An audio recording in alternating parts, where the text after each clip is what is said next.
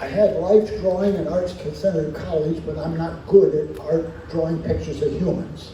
I just don't quite get it. But Walt had been working on a Lincoln for about a year in a secret room at the Walt Disney Production Studio. And they were out of time to build these 4 attractions to New York World's Fair. The attraction building was already built, state of Illinois, and we were down to like October of '53, and we were going to open in April.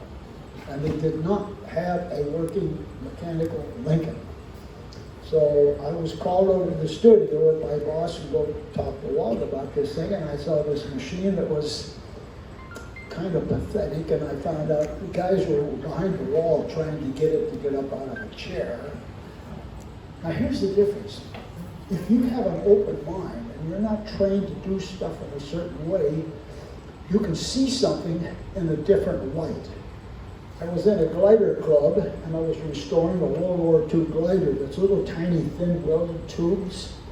I looked at this Lincoln and I saw, why isn't that thing a fuselage of an airplane? We can use little tiny aircraft parts, very precise lightweight stuff. We can use lightweight servo valves, all this kind of stuff. So that launched that mechanical design in that direction by not seeing it as a heavy piece of machinery to get a man to get out of a chair. Okay, it's lightweight. We use airplane parts. They have little tiny bearings that are really, really good, that will last a long time.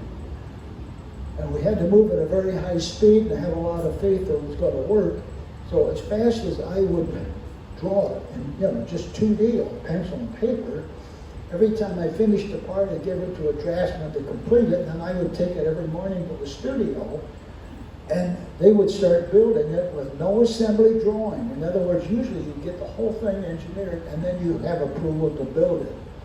No, those kind of jobs, you start in and go as fast as you can without the total picture. But the total picture will show up eventually, just about the time you finish it.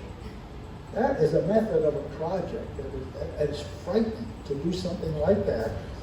And the doggone thing worked. And that launched us into doing production engineering for animated figures with the pirate ride.